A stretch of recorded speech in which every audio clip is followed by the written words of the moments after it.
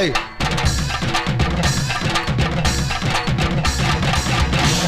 யோ யார் யா நீ?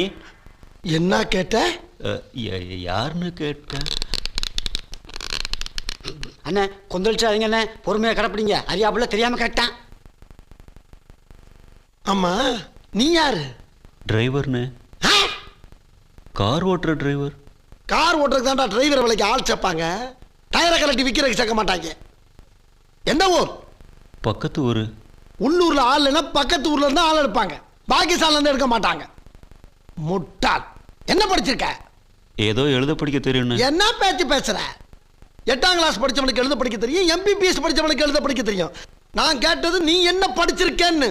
10வது வரைக்கும் படிச்சிருக்கேன்னு. 10ஆம் கிளாஸ்? ஆமாண்ணே.